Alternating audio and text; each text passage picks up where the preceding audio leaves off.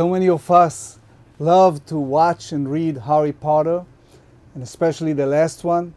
Did you watch the last Harry Potter movie? I did, Rabbi. I watched it.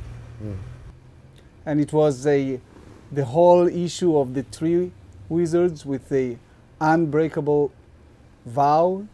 So the idea of the unbreakable vow is if one wizard is going to make a promise or an oath, he makes that promise to another wizard, and then there's a third wizard who has to witness it. And the third wizard casts a spell, and it's not truly an unbreakable vow because the wizard who makes the promise or the oath can break it. However, if he does break it, it means his death. He dies. So in the Torah portion, we have also the commitment between the tribes and the head of the tribes, and the Torah warned the head of the tribe not to break vows. The head of the tribe promised they will follow up their promises to each and every family. And it brings us the whole concept in Jewish faith, in Jewish tradition, when and how, when we make those promises, when we can back out and when not. In general, our word is our honor. So when we make these promises, when we make these vows, we have to take these things very, very seriously.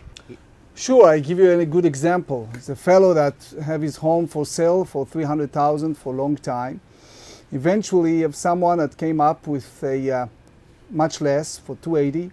They negotiate and they end up by making commitments between the two for $290,000.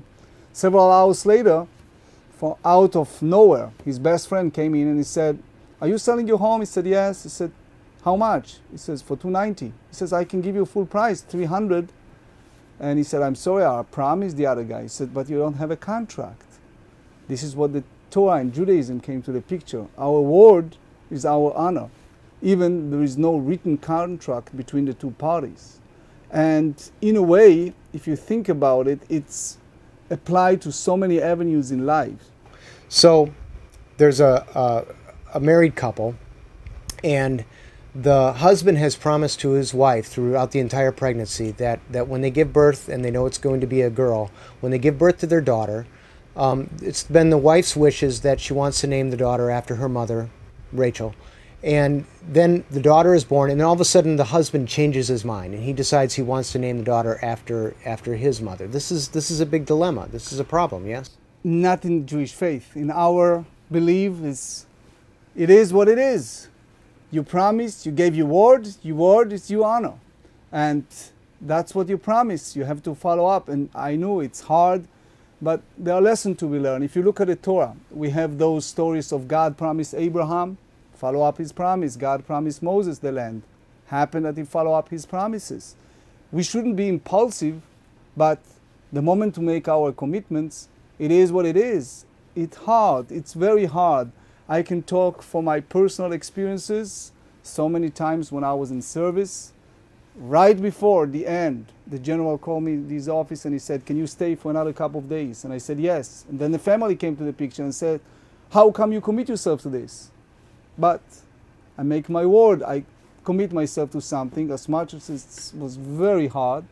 My word is my honor, and that's what Matot is all about. Matot, the head of the tribe, said, you have to be careful. When you enter the land and you promise families and the tribes to do something, you have to follow up whatever they said. It also applied to many avenues in our personal lives. If you think about shopping, did you ever heard about window shoppers? Right. So now this brings up the idea of intention. So you hear it all the time. A woman goes out. She has absolutely no intention of actually buying anything. She's just window shopping. But she's going to go into a shoe store. She will sit down. She'll have a salesperson come over, and she'll try on shoes for hours, looking how different shoes match with her dress, with this outfit, with that outfit, with no intention of actually buying anything. But she's going to sit there and she's going to take up all this time. And then at the end of the day, she walks out and she doesn't buy anything. Well, you brought up a very interesting point that follows exactly the Parsha. The whole idea of intention. In Jewish faith, in Jewish tradition, following the Torah, if you have an intent to purchase something is one thing. If you just want to shop for prices is a problem. You cannot have people spend their time, and in a way it's different. The secular law or the secular culture, they said, okay, 29 days after purchasing, you can bring it back before the 30th day, and goodbye. In Jewish law, it's different. If you do not have an intent, you cannot negotiate with someone just to get the prices down or to get an idea what it's all about. However, if you have the intent and you're sincere in your intent, especially if you express it, then it's different. So it's just as important what our intent is in our heart as what we speak, as what we say.